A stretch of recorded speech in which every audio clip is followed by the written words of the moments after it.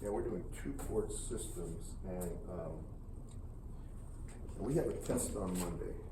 So I want to get through these 2-port systems, and then I'll answer your questions about the test. Okay. All right. So first, generally speaking, this is mainly used with things like transmission lines and waveguides when we talk about this 2-port system, and it's usually high frequency. Microwave is gigahertz on up, right? So it's not low frequency amplification. And when you have any system, they're usually drawn as a block diagram, and there are S parameters that are associated with this.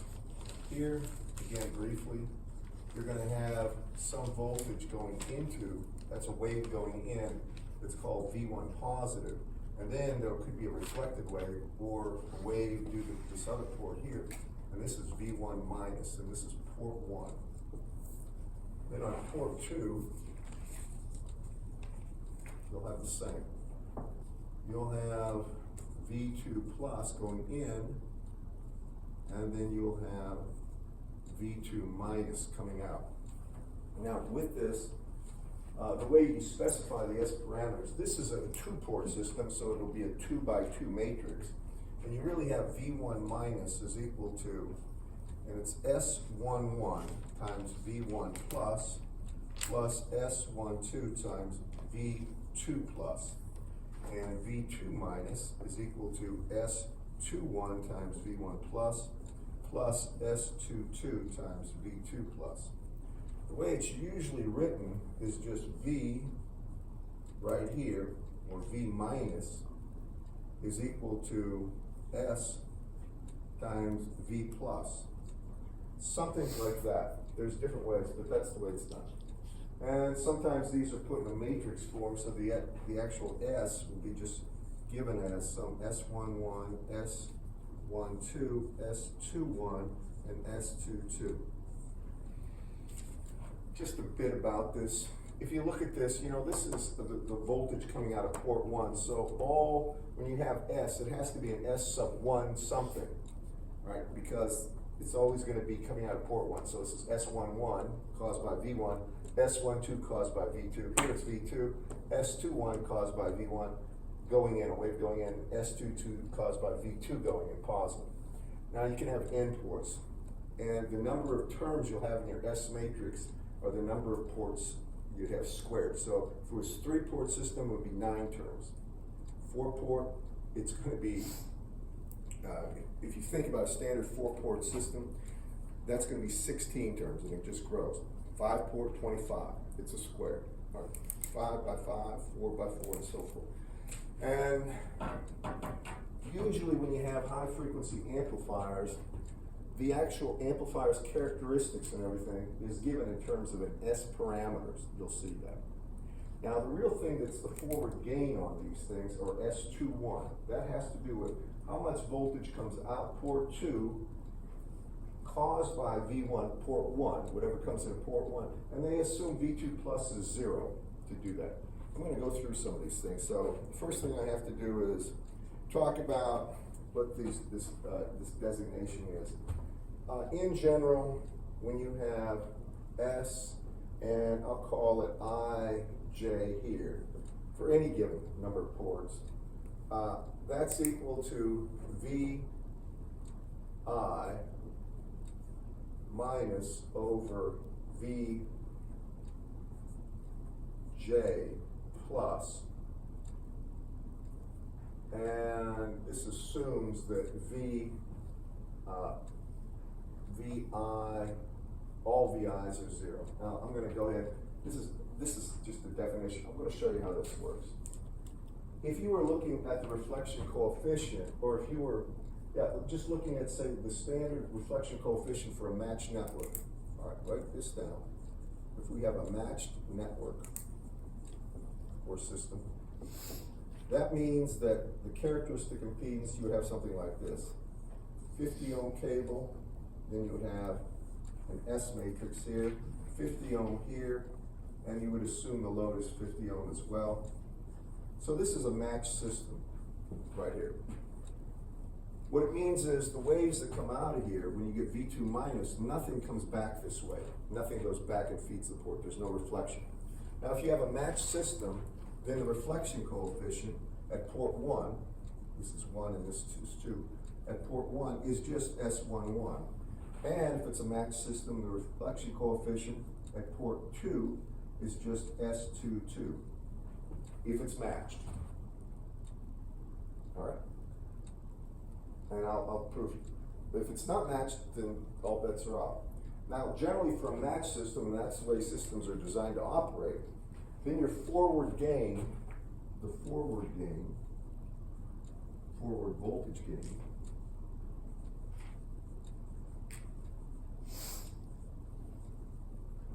AV, is just equal to S21. If you look at it, S21 is the ratio of the output voltage to the input voltage. V1 plus, right? It would be V2 minus is the output voltage at port 2, divided by V1 plus is S21. And there would be no V2 plus. There would be nothing reflected back in. You follow me? So that's the forward gain. And those are the most common things that they talk about. They don't talk about reverse gain very much. Reverse gain really is not something that's wanted. And you'll see later with isolation systems. So this is the general idea of these things. Now, we're going to do a few problems with these the port systems, and we'll do one with a short first. I'm going to do it right here. If I show you a few of these problems, it'll make sense to you, and you won't be confused. So suppose I have this. I'll just make it an arbitrary system. Suppose I have a system like this. This is going to be some Z naught. Then here's my S parameter matrix, and this is going to have S11, S12, S21, S22. These are going to be assumed known, but I'm going to short this here.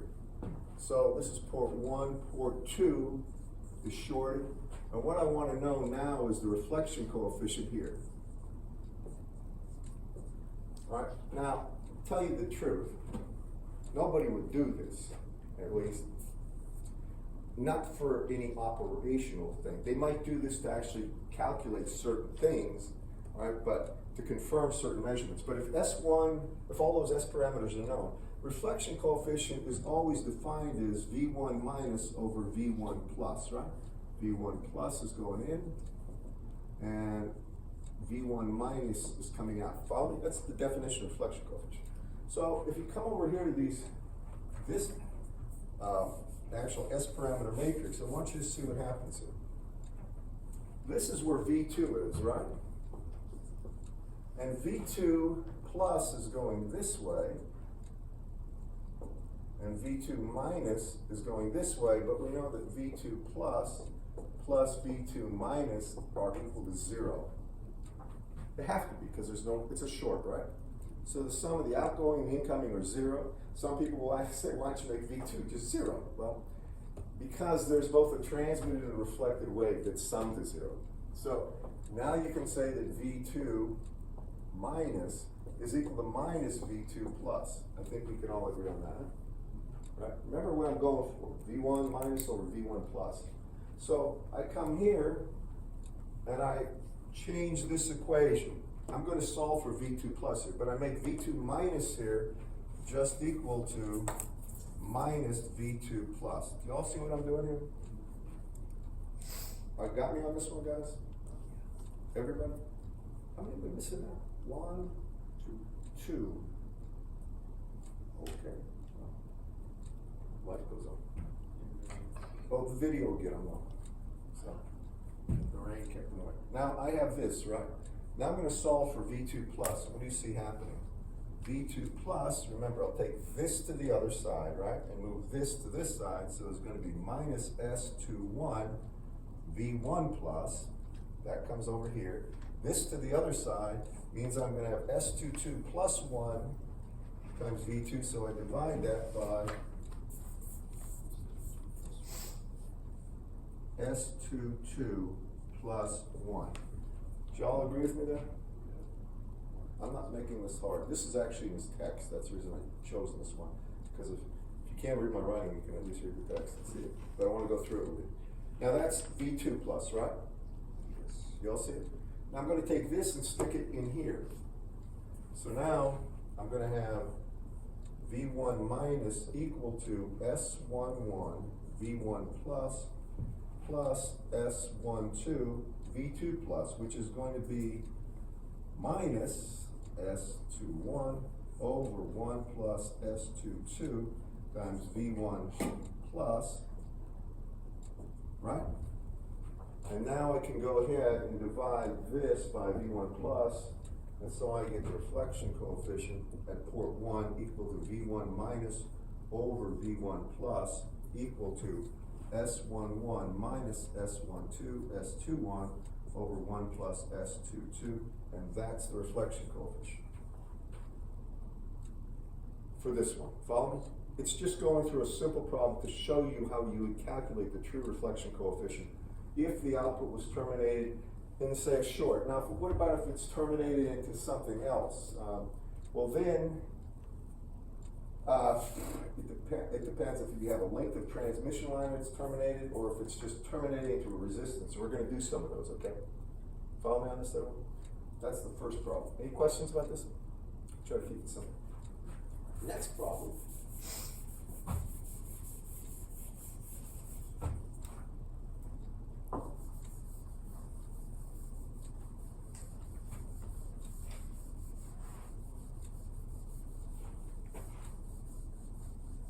I wish this kind of whiteboard was in 235.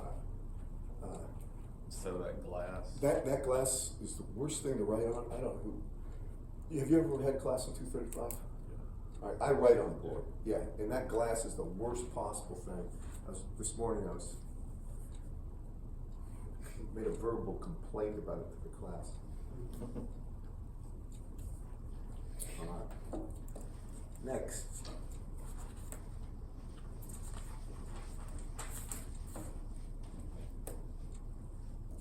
Oh yeah.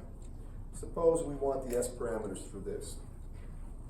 Let's assume I have a 50 ohm line.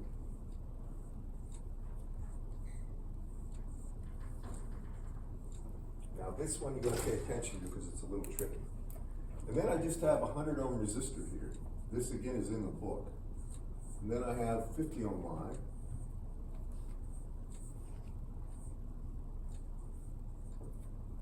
And this goes into a matched load, so call it a 50 ohm load, so it's matched. This is going to be port 1, and this is going to be port 2. And here I've got some incoming voltage, some V1 plus, and some outgoing voltage, V1 minus. And port 2, I've got some incoming voltage, V1 plus. My V2 here is 0. V2 plus is 0 because that's into a matched load, so nothing's reflected back. Do you follow me on that, class? Because it's in a matched load, everything's flowing this way. There's no reflected V1 back into that port. Do you follow me on this? Got me? I just gotta make sure everybody sees this, right? But there is a V2 minus. V2 minus would be flowing out of here. Y'all agree with that? Because if it's 50 ohms there and this is a 50 ohm line, it's matched, so there's no reflection. It's completely matched. That's the idea. You can think of it as an infinitely long transmission line. All right, now when we do this problem, if we wanted the S parameters, well, S11 times V1 plus S12 times V2 plus would be equal to V1 minus, right? You agree? Now, when you look at this is important to see. What does this really look like from here? When this terminal, we look from here over, we'd like to see the input impedance, wouldn't we? If we're after S11, follow me? Well, what's the input impedance looking over there? Isn't it 100 in series with 50? Right, so if I'm looking at from port 1, I'm coming from 50 ohms. And then what I see here is the equivalent of 100 plus 50 or 150 ohms. Do you all see that, class? Everybody agree with that? Yeah. And therefore, since there is no reflected one, that V2 is 0, V2 plus is 0, then I can say that V1 minus over V1 plus equal to S11 would just be equal to the reflection coefficient of this system. So that would be 150, right? Minus 50 over 150 plus 50, or 100 over 200, or 1/2, and that should make sense to you. Do you agree with me there? Just so I'm going to just be as simple as I can for this stuff. Now, when I look, and this is the one you pay attention to, when I look at S21, remember, now S21 is equal to the voltage coming out port 2 over the voltage in port 1 that caused it, right? Yeah. So I look over here, but, well, I could write the equations, but that's it. And that's assuming that V2 plus is 0. This is if V2 plus is 0. In fact, it is, because it's a matched system. Nothing's coming back. If that's an impedance match, nothing's going reflected back into the port. All right? And by the way, when you do these, you only have one generator on one port. All right? So you don't have to have two generators. All right? It's only one generator on one port, and any kind of V2 plus that's caused by that, or V1 plus, is because it's not terminated into a matched system. All right, that's important to remember. Now, when I take a look at this one, here's the thing that people mess up. First, when you're coming from one impedance to another in a change, you get a transmission coefficient, right? Isn't that right? So, what's the transmission coefficient for port 1? Tau 1, it's 1 plus equal 1 plus the reflection coefficient, correct? So, it's equal to, in our case, it's 3/2. That's right. Agree, class? Now this is important. So that means the actual voltage just on the inside here, just on this side, is going to be plus to minus, actually V1 plus times 3/2. Think of it that way. This voltage right here would actually be V1 plus this voltage, but now it's times 3/2. It's amplified in a sense. Follow me? Right there. You got me on that one? Wait, so is that V2 minus? No, this is V1 plus. It's V1 plus is going this way. It has a voltage, it's okay. V1 plus. Now when it hops right here, right on the other side of this 50 ohm line, it's up by a factor of 3/2, all right? Or 1.5. Now that voltage is what's going to be, experience a voltage drop from here to here. Understand? Yes. So now I can say that my actual S21 will be equal to the transmission coefficient at port 1 times this voltage division, which is going to be 50 over what? 150, exactly. So that means I have tau is 3/2 times, 1/3. And so it's in fact 1/2 as well. That's S21. Agree, class? Now here's a trick too, and this doesn't take much sense. You see how this is a reciprocal network? If you look this way, it looks the same as this way, because it's only a 100 ohm resistor. Yeah. All right? Because of that, if that is the case, then S12 is equal to S21, and S22 is equal to S11. This is a reciprocal network. Can you all see that it looks both, just get rid of that 50 ohm, it looks the same either way. You only have 100 ohm bridging this point to this point. As a matter of fact, anytime you can see a symmetric network, and I'll give you an idea of a symmetric network, don't write this down, but if there's a resistor here of 50, a resistor here of 50, that's a symmetric network. Yeah. All right, so you just need to find S11 and S21, and you've got the rest. Got me? A non-symmetric network would be this. Now you have to calculate all. Got me on that, guys? Just remember that when you're doing two-port systems, exploit symmetry anytime you can. What's wrong now? I got it now. Alright. It's just, I Yeah. got rid of that resistor. Alright. Sounds like it's raining. It is boring. Yeah. Not fishing this. Is it supposed to rain tomorrow morning too? Probably so. I don't know, I'm asking. I'd say I want to get up at 4 in the morning, 4:30 to go fishing. I'd say the chance, well, it's probably gonna be in the afternoon. Well, good. You're probably It gonna usually get rains in the afternoon. Yeah, but in Alabama, every time I think it usually does something, I'm fooled a lot, or a lot of times. We're in a flood advisory right now. Yeah, it says there's a chance. Yeah. According whether it's gonna rain all morning tomorrow. Yeah. Well, it's a 50% chance. That's a good chance, and in Alabama, Scattered thunderstorm. I don't wanna be on the water when lightning hits. Nope. Alright, so, something else I'm gonna say, I mentioned that's a reciprocal network, correct? But in Whitworth's book, he has a lot of stuff that you can prove it's, or you can say that any network is a reciprocal network of vissification. Where he has this, if S is equal to S transpose, it's reciprocal.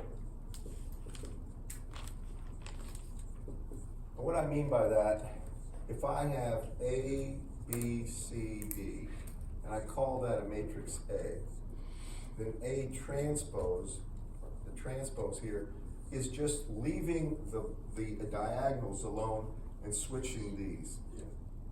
That's all it is. You've heard of transpose? Yeah. Remember Yes, how sir. you, It's how been a you did, I did matrix, and inverse of A is the transpose over the determinant of A. Do you all remember that from matrix stuff? Most of the time nowadays, though, you don't memorize any of that stuff. You don't even use it.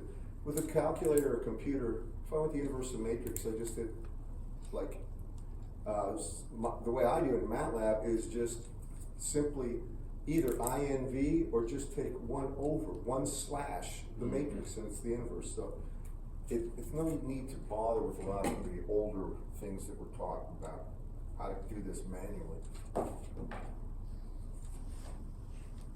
All right, now a simple one. Suppose we want to calculate the S parameters of this system. So this is going to be 50 ohm line. It's a 50 ohm transmission line. And then it's going to a 25 ohm resistor. And a 50 ohm resistor here. And then it hooks back up to 50 ohms. So it goes back to 50 ohm cable here. And you want the S parameters for that. It's coming down. Is there lightning around the area? I haven't heard any thunder. Yes. Should make a mile and a half.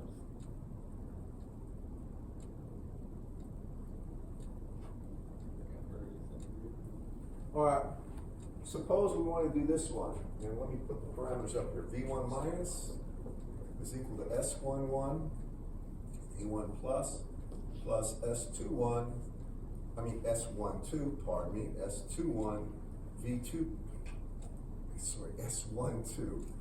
V2 plus. V2 minus is equal to S21, V1 plus S22, V2 plus.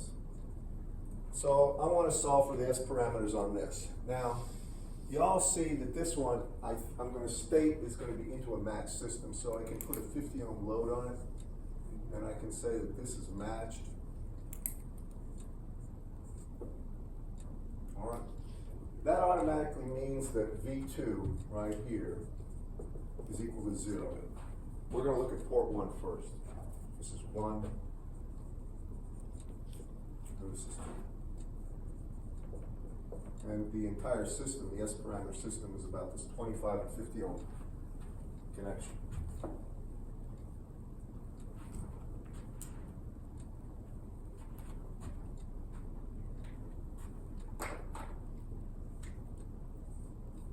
All right. So let's go get S11. Now, do you agree, just by looking at this, that V2 plus is 0, right? So S11 is really just the reflection coefficient. It's going to be equal to V1 minus over V1 plus, or the reflection coefficient. And if I look at this, please watch this now. You all see, if I'm looking in port 1, the impedance size C would be 25 plus 50 in parallel with 50 or 25. Do you all see that? That means that the reflection coefficient here is going to be 50 is the impedance I'm going into, minus 50 is the impedance I came from, over 100 is 0. So that means S11 and this is 0. And that's great. That's what you'd like. You'd like S11 to be 0 and S22 to be 0. You don't always get that, but you'd like to have it. Now, taking a look at this, now I want S21. S21 is actually V2 minus over V1 plus, right? Yeah. Right here. And assuming V2 plus is 0, and that is a legitimate assumption. So here, we want really the transmission gain, right? Now remember what I told you, the first thing you need to do is calculate what? You need to calculate that tau in port 1, the actual transmission coefficient, right? Well, since it's 0, it's 1, isn't it? Because instead of 1/3, sure. So this case, it's going to be tau would be, I'll put tau 1 here, times really, let me write the equation. Tau 1 would be 1, and then you see how it's going to be 25 in series with 25, because it got 50 in parallel with 50 here? Yeah. All right, so that means the gain of this thing is going to be 25 over 50, or it's simply going to be 1/2, and that would be S21. Do you all see that? And that's from port 1 side. Now we go to port 2.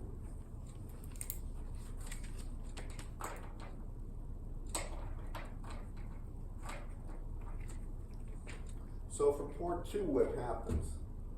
Now I'll take this off. I'm over at port 2, and I'll make this match, because it's supposed to be a match system. Make that 50 right there. So now my S22 is simply going to be equal to what? S22 is really the ratio of V2 minus, coming reflected out to V2 plus what's going into port 2 when V1 is 0, right? You follow me on this one? So V1 plus is 0 for this one. It means that there's no signal reflected back here. Can everybody see that? Y'all with me on this? So V1 plus is 0. And that means over here, what I can say is S22. And here's where you gotta be a little careful. If you look at this, the impedance I'm coming from is 50, right? But what am I going into? My Zn2 is what? 75. Now that's going to be 50 in parallel with 75, isn't it? So it's 50 in parallel with 75 ohms. And I think that's 30 ohms, isn't it? Take 25 out of there, you've got 2 in parallel with 3, right? Am I wrong or right? Just take a look at that. 50 is 2 times 25, 75 is 3 times 25. 2 in parallel with 3, 2 times 3 is going, well, actually, is it 30? 30 ohms. So it's 30 ohms. And that means my S22 would be impedance I'm going into, or it's 30 minus the impedance I came from, which is 50, over impedance, the sum of those two is 80, and that's going to be minus 20 over 80 is minus 1/4. That's S22. Now what about S12, the inverse or the reverse gain? S12, that's V1 minus over V2 plus, correct? All right. Well, this right here, S22, is the reflection coefficient of port 2, right? So that, y'all see that right there, class? If I'm ever going too fast, yell at me. I take nothing personal. So what is the transmission coefficient of port 2? 3/4. It's going to be 1 minus 1/4 or 3/4. So now when I calculate S12, it's going to be 3/4 is now the gain. You might say there's a voltage of 1 here. It's already down to 1/2 once it's on the inside of this filter. Y'all see what I'm saying? It doesn't make a lot of sense, but that's really the truth. As soon as you hop off of this 50 ohm line, right here, that voltage jumps up. Or I should say jumps down, pardon me, 3/4. And then from that, I've got to take that voltage and divide it between 25 and 50. So now it's going to be that, and it's going to be 50 here over 75, or 1/3. So this is going to be 3/4 times 1/3 is going to be 1/4 as well. Or, yeah, that's right. Oh, sorry, not 1/4, let's see. That's 3/4, right, times, and that's gonna be 2/3, so that's 1/2, my bad. I made a mistake, sorry about that. 1/2, do you agree with me? Yeah. So now we can put the matrix together, and the S parameter matrix here looks like 1.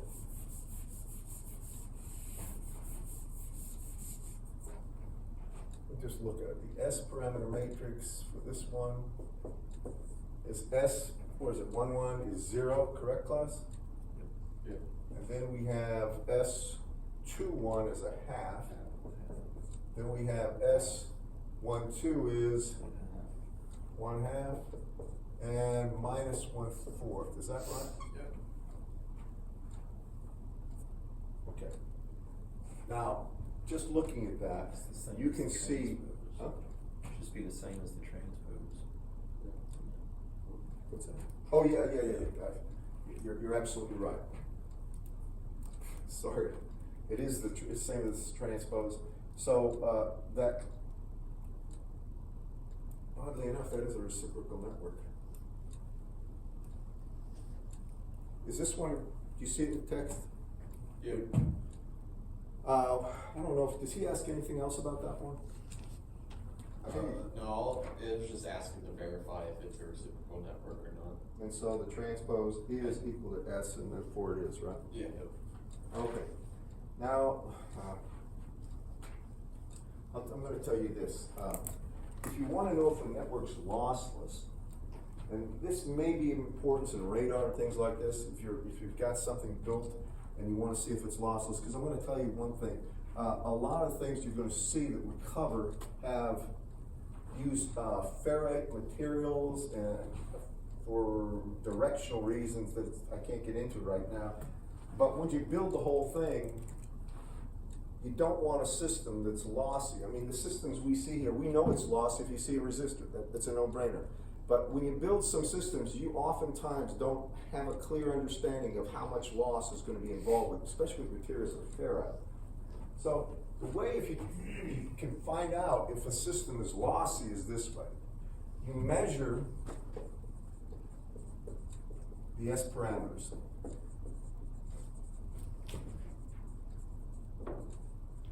And after you measure the parameters, if you take S times, and this is going to be, in his book he uses S transpose times S conjugate.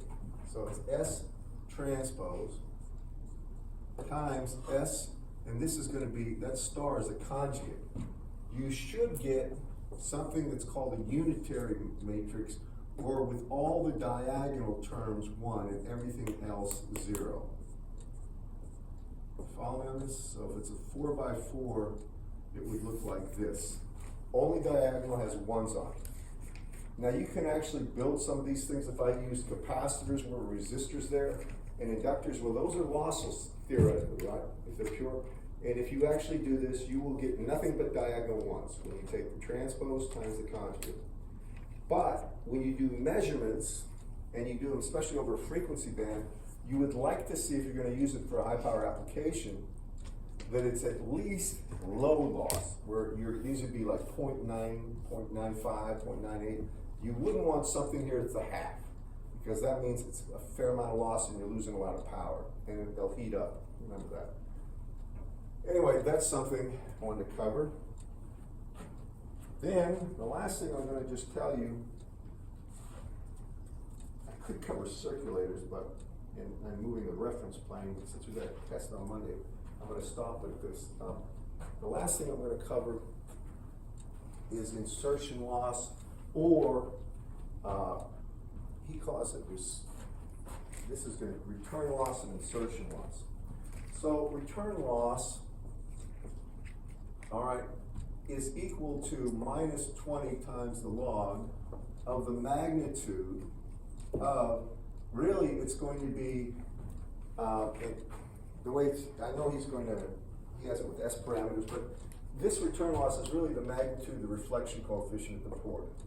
Return loss of port I is just the magnitude of the reflection coefficient. So it doesn't necessarily mean it's S11, like here, it would be 20 times the log of the magnitude of S11. If the output terminal was not into a matched system, then you get remember the first one where I shorted it? So you gotta remember that. Then there's the insertion loss of a terminal, and that's between I and J.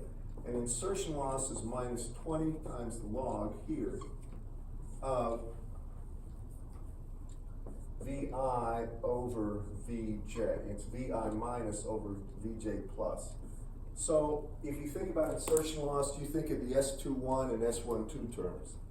If you wanted the insertion loss, and by the way, you got to understand something about this, that you can get, I'm trying to say this,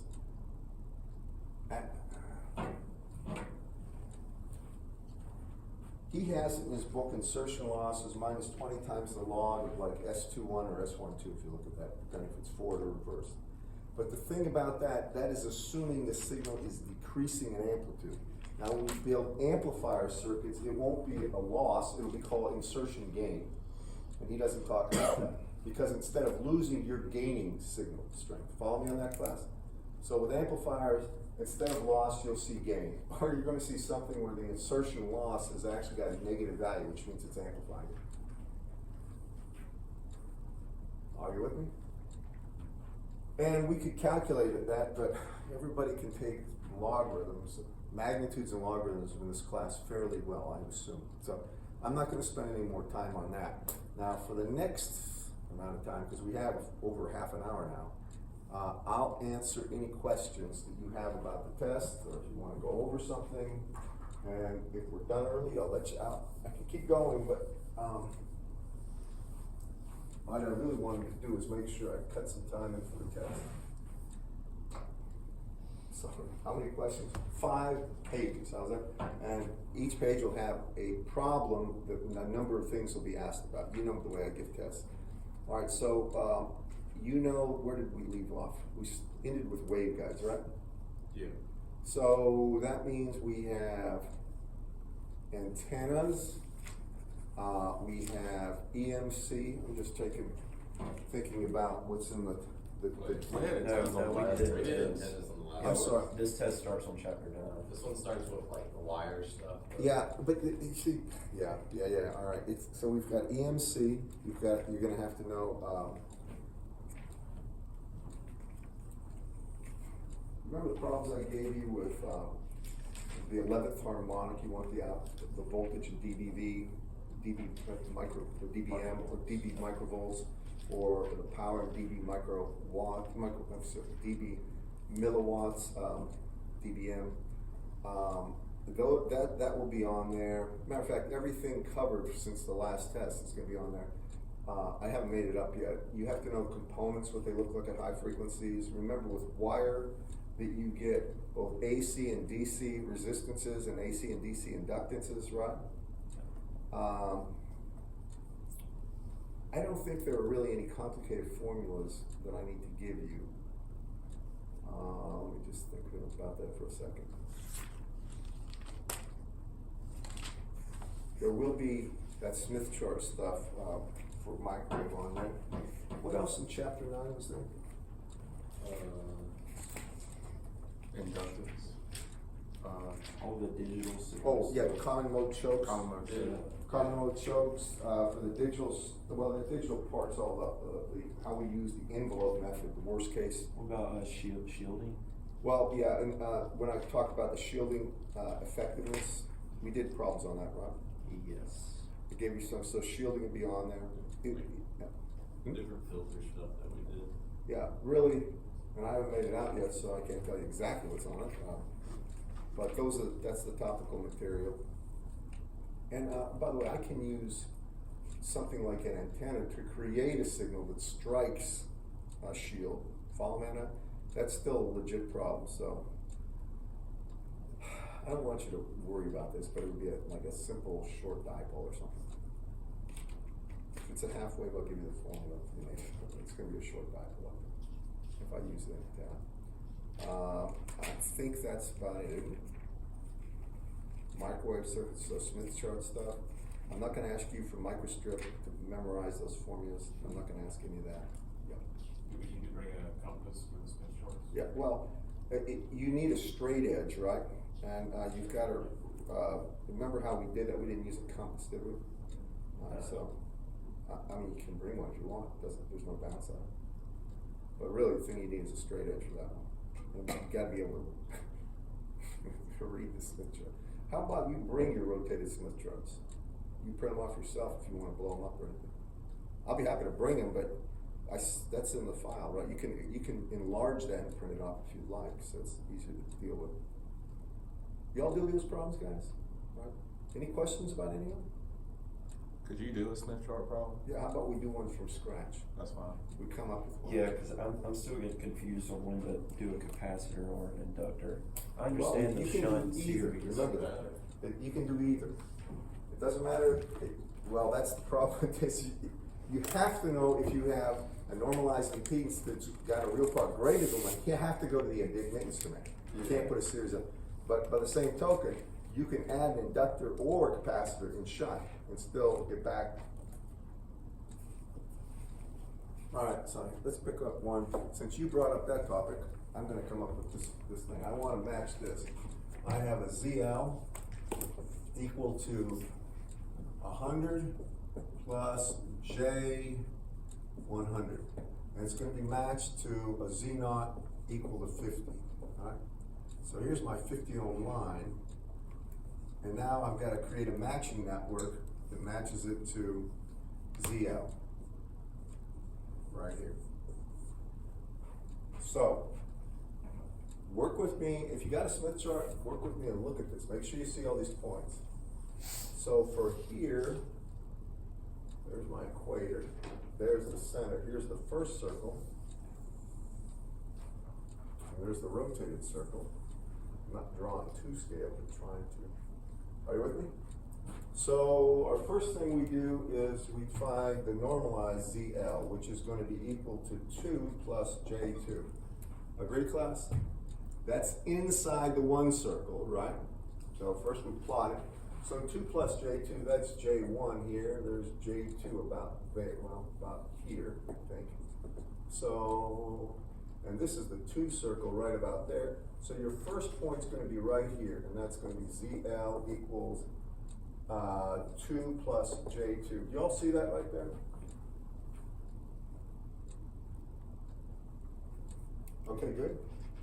Now, no matter what I add to that, the only thing I can do is change where I am in this orbit right here. All right, if it's in series, But, so now I'm not going to work with adding something in series. I'm going to add something in parallel or in shunt. So I go to the Y domain, and I find the conjugate point, and that's going to be what? Minus 1/2, minus J1/2, or something close to that. What is that? I just flip it. 0.25 minus J 0.25. Quarter, sorry. My bad. It's 0.25 minus J 0.25. So I locate that point. Now I have a choice to make. I am in the admittance domain, right? I know a capacitor has a positive J admittance. It has a negative J impedance, right? And I don't know an inductor has a negative J impedance, right?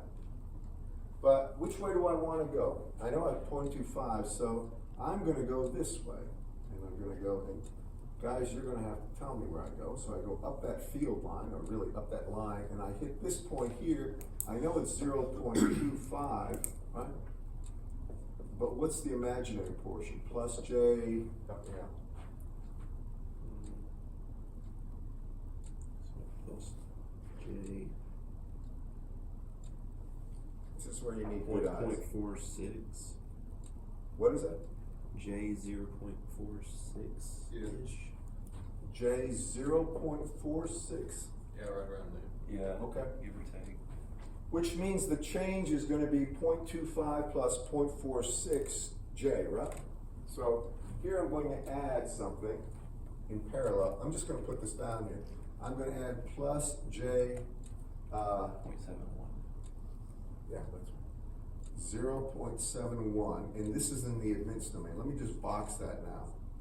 All right, we'll get the values in a second, all right? Next, now I'm here. So now I take and draw a straight line right through the center, like here, and I'm gonna intercept this edge. This is the first point. I like it when you do this, label it, 1, 2, then 3, and now this is 4. Are you with me? Now I know the real part's gotta be 1, or it's messed up. The real part's 1, but it's minus J something. It's 1 minus J, and you gotta tell me what that J something is. Take 1 over that, make sure you get about 1. Yeah, I'm getting like 0.91. 91. Okay. Not exactly, this means this one's a little different, Yeah. but that's all right. Yeah, it's minus, it's like 1 minus J 1.7. 1.7. Now, we were in impedance, then we went to admittance, stayed in admittance, now we're back in impedance, right? Now I've got to add a plus J 1.7 to that to get rid of it, right? But that's in the impedance domain. So J 1.7 here, and now we get the actual, you follow me, Jay? Yes, sir. Now we're gonna get the values, and they're all frequency dependent. So just for the heck, I'm gonna say omega is equal to 10 to the 9 rads per second.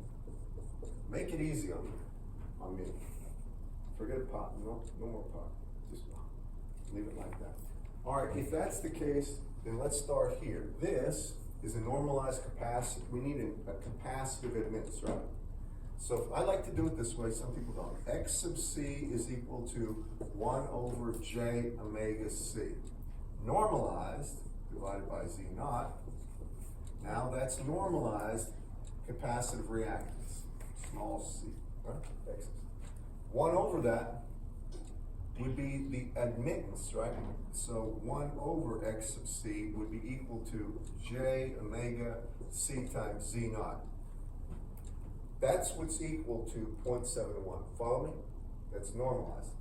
That's equal to 0.71. And therefore, my capacitance would be equal to 0.71 divided by omega times Z naught. And if Z naught's 50 and omega's 10 to the 9th, then you can do the math on that. Straightforward, okay? Everybody? Okay, now what about this one? This is in the impedance domain, it's normalized, right? That would be an inductor, do y'all agree with that? So what is the value of the inductor going to be? Well, I know inductive reactance is just J omega L, right? Normalized, if you divide it by Z naught, now that's normalized in impedance, right? Now I need 1 over, no, that is, sorry, I need that, don't I? I'm in the impedance domain. So now to get the impedance, that's set equal to, J omega L over Z naught. well, it's equal to 1.7, right? Right. So that's 1.7. And here I can see L equals omega, L equals 1.7 times Z naught over omega.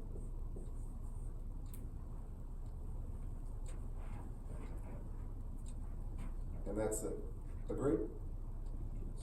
You follow me?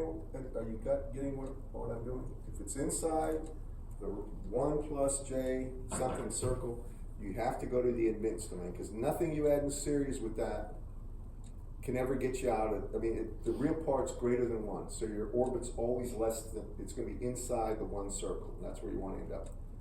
Now, the next is, if you're in the, well, I don't know if I need to do this, but if you're in the rotated circle with your normalized, then think about it. If I'm in the rotated circle here, my real part is always greater, right? It's always greater than the 1 circle that I need to get on. So if I get, no matter what I do to the in series with it, if I get rid of any impedance, any value of J, I can't land on that circle, right? So what do I do? Well, actually, what do I do? Here, let me go. I'm saying this. Let me do this so that everybody gets this.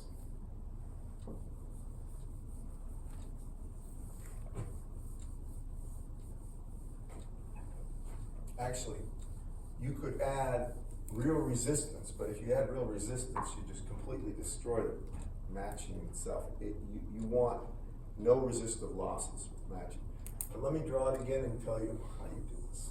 So here's my first one. Cut it in half right here. Here's the first circle. This is the rotated circle. Now I'm in here. So ZL is going to be inside the rotated circle. Now what I do is I can add, if you look at this, I can add in series with that a reactance, right? Impedance. Can get to this point, or I can add a capacitive reactance and get to this point. And these 2 points will have the same real value, only the opposite for the J value. This will be plus J something, this will be minus J something. So it depends what you want to do. If you want to add, if you take a look at this, if I want to add impedance, this would be a J omega L thing, then you would start here, this would be ZL, and you would have some inductor here that we'll calculate in a second, but it has to add up, it has to add the amount of the J reactance, normalized reactance, that will get you from this point to that point, right? Yeah. Now when you're there, then you go to the conjugate part. Now we're in the Z domain, now we're in the Y domain. And then what you're going to do is add an admittance, all right, to get you to here, right? Right. Follow me on this? You want to get rid of whatever, this is going to be like point 1, 2, 3, and your 4th point is right here. It's dead center in a circle. Then it's matched, right? So if I'm here and I've got a minus J something, right? Then I want to add a plus J admittance, which is a capacitor, correct, class? So then you would have a capacitor here. And we could calculate the values if you want me to do that, but I'm showing you the technique. Now, this is the way it has to be done if you're inside the rotated. You have to add an impedance to get to this point. So, okay, so you do have to do that if it's Absolutely. You have to add an impedance to either get to this point or this point. Okay. In this case, no matter what you add, you can't get to the edge right here. So you have to go to the Y domain and then add something to get there. Now the third point, you can do either one. If you're out here, you can do a couple of things. Think about this. What do you really want to do? Well, if you think about this, this is going to have a real part that's going to be less than 1, right? You're outside the part once. Well, if I want to add an impedance, I'm going to add an impedance to get to this point or this point, correct? Right? A series impedance. Then, once I got to this point, then I jump to the admittance domain, and then I'm going to add an admittance to get to the center, right? By the same token, if I came in here in the impedance domain, I could go to the admittance domain, right?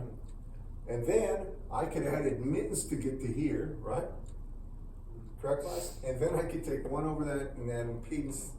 But when it's outside either one, it's easiest because you can do anything you want. Okay. You don't have to, you can add impedance or you can add admittance.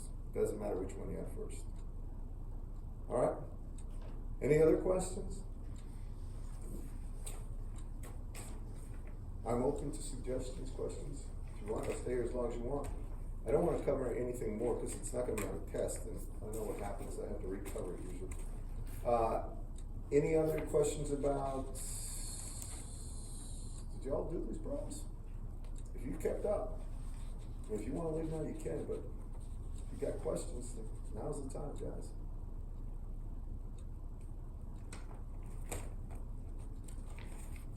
No. Yeah. Could you do another example for digital signal analysis? Yeah. Give me this. Fourier series? Huh? What's that? Which,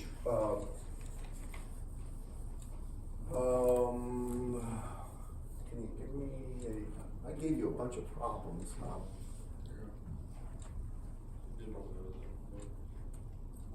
Do you have one in mind? Zach? Come up with one, but.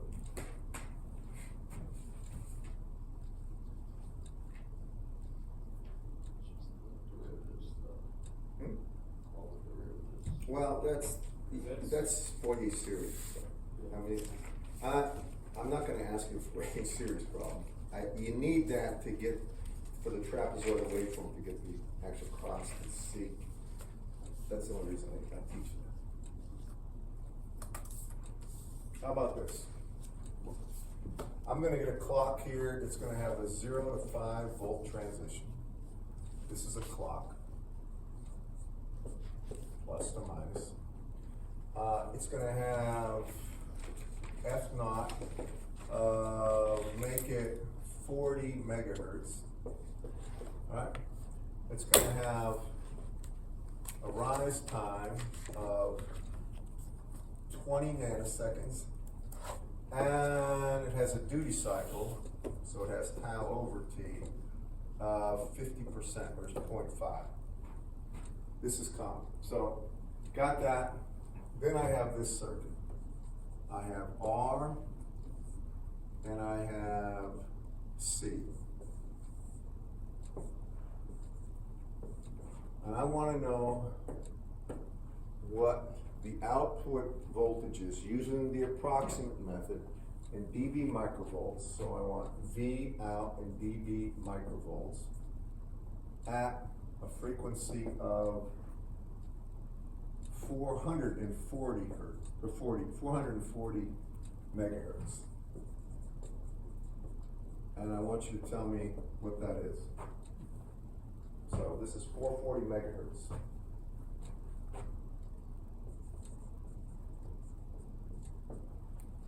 So how do I get V out?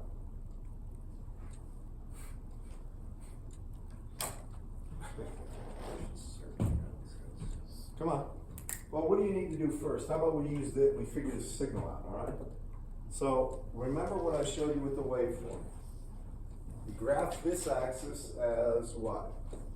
This is going to be 20 times the log of that waveform, when it's really, in this case, it's going to be 20 times the log of, first thing you're going to have is 2 times the magnitude of the transition A is 5, times the duty cycle is 1/2, divided by 10 to the minus 6. So this is really going to be, this value here, let me just put it, it's going to be 20 times the log of 5 over 10 to the minus 6 dB microvolts. That's where you start right here. And you're going to stay at that point until your first break frequency, which is 1 over pi tau. And then you're going to come down at minus 20 dB per decade until you hit the second break frequency, and that's 1 over pi tau rise. And then it goes down as minus 40. This is only for the source right now, right? So if you do this, what does this value become? Is that 133 or something? I don't know what off the top of my head.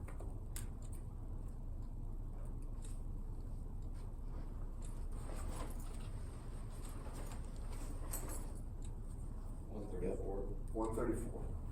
So we've got 134 dB microvolts there. Now, the first break frequency is what? Well, tau is going to be 0.5, look at this, tau is equal to t, right, times 0.5, and t is, this is gonna be 1/2 divided by what? 1/40, right? Times 10 to the, or 10 to the plus 6, that's tau. So if I take 1/that, I get 2 times 40 times 10 to the 6th, right? And then it's divided by pi, right? Or wait, let me do it this way. If that's tau right here, 1/that is gonna be 80 times 10 to the 6th, correct? That's one, and then I have to divide that by pi, don't I? So this is 80 times 10 to the 6th divided by pi. What is this frequency? Oh my god, I think it's 25. 25 what? Let me check. No, the fundamental is 40 megahertz. It's gotta be higher than that. That's what I got. Huh? What did you get? 25 megahertz. Wait a second. Doesn't sound right, does it? Hold on for a second. What's this number here? That's, 25 times. minus 7. That's tau. You take that times pi, and then take 1/, what do you get?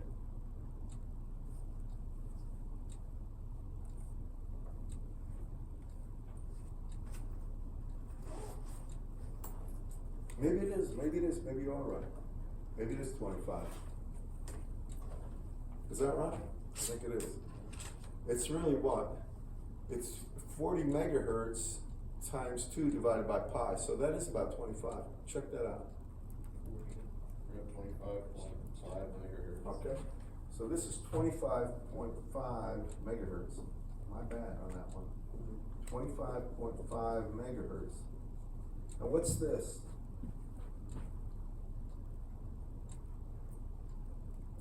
It's 20 nanoseconds, remember. 1/20 nanoseconds times pi, or 1/pi times 20 nanoseconds. About 15.9 megahertz.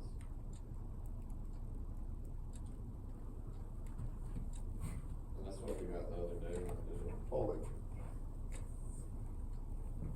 1/2 times 10 to the minus 8 times pi is equal to what?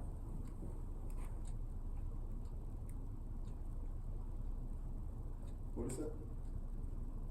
I got 15.9 megahertz. Yeah. 15? 15.9. All right, see, and this can't be. Let's make this 5 nanoseconds. Because now we're talking about the second break frequency is not, that's an impossibility. You can't have that shorter rise time. I mean, that longer rise time because you wouldn't have a waveform. 63.7. That sounds better. So this is out at 63.7 megahertz, right? Yeah. Agreed? Yes. Sorry. This is on a wing here, so. Now, I need to know what the voltage is out here, right? I need to see just what the envelope voltage waveform would be out here, remember? Well, so now I can find way out here what it is, and I can say this voltage out here, V at 440 megahertz, and this is going to be the voltage at the source, will be equal to this voltage, 134 dB, and then it's minus 20 times log of what? The upper divided by the lower, right? 63.7 divided by 25.5, right? Minus 40. Right, minus 40 times the log of 440 over 63.7. 440 over 63.7. And can you tell me what that is? That would be V source at that frequency. 92.5. 92 after the whole thing? 92.5. All right, dB microvolts. Yep. Now, we need a transfer function for this, right? What's the transfer function gonna be?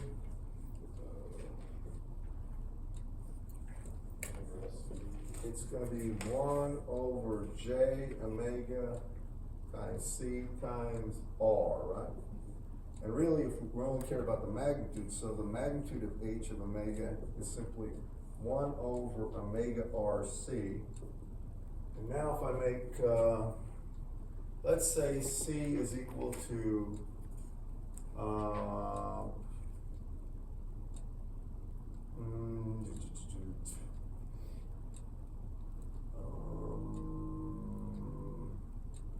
5 microfarad and make R equal to 100K.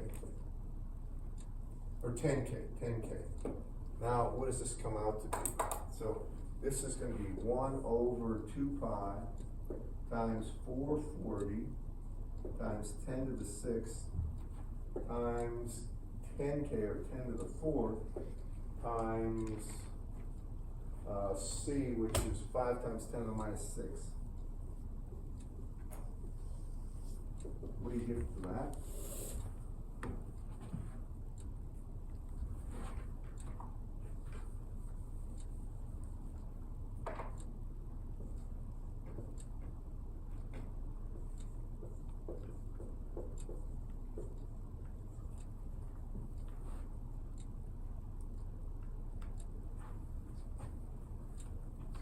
Pi times 440 times 10 to the 6th times 10 to the 4th times 5 times 10 to the minus 6. If you want to, kill the 10 to the 6th.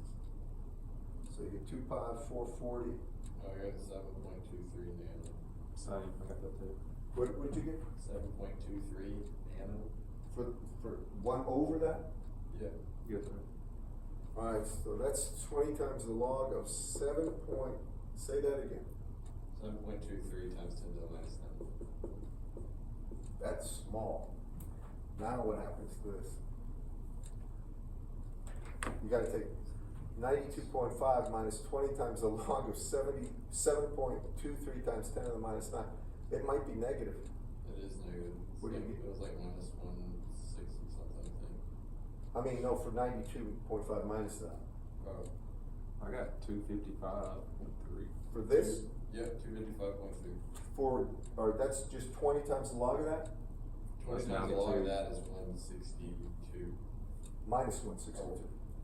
No, it's minus 162, isn't it? Oh, yeah. Minus 162, right? For 20 log of that. Yeah, and then you have to add 92.5. Yeah, so that was 255.3, because you're subtracting a negative number. Or are we taking the absolute value of that? You got 255.3. Because 20 log of that is negative. No. Sorry. This should be 20 times the log of the, I'm sorry. I should have put it back. It's 20 times the log of the value. It's plus 20 times the log of the value, not minus it. Okay. See, this That's is, negative. yeah, that's gonna be, So then it would be like minus 70. Yeah.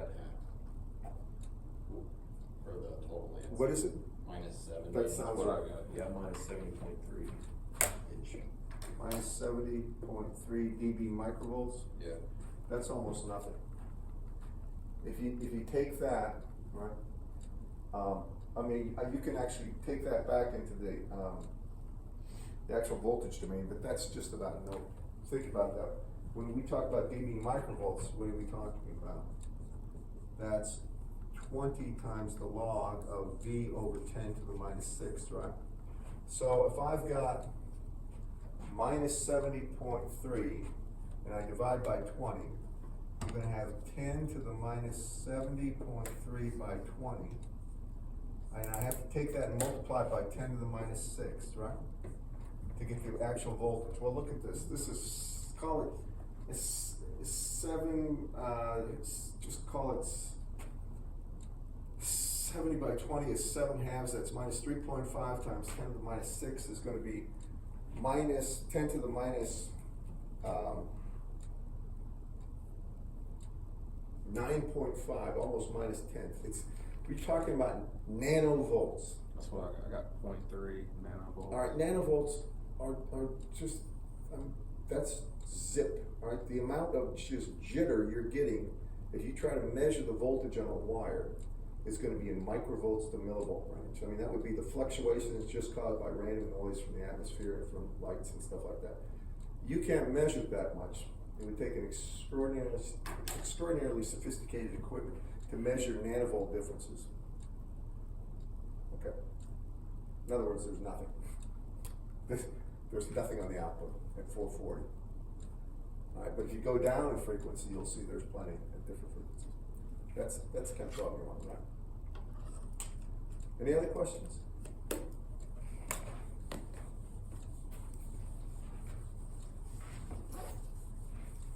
All right.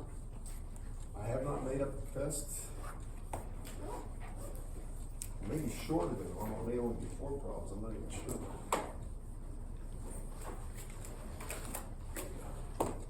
Look at the homework. You know, we're just about done. We've got test Monday, and then we've got 2 class periods before we're done. And,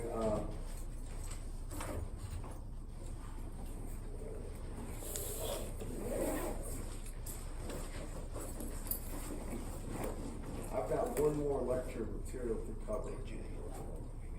All right. Appreciate it.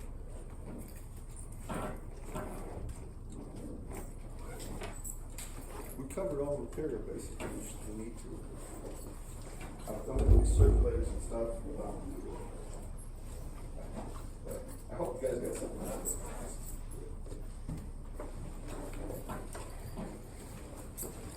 Still raining? This is all you're waiting for now? When isn't it raining, right?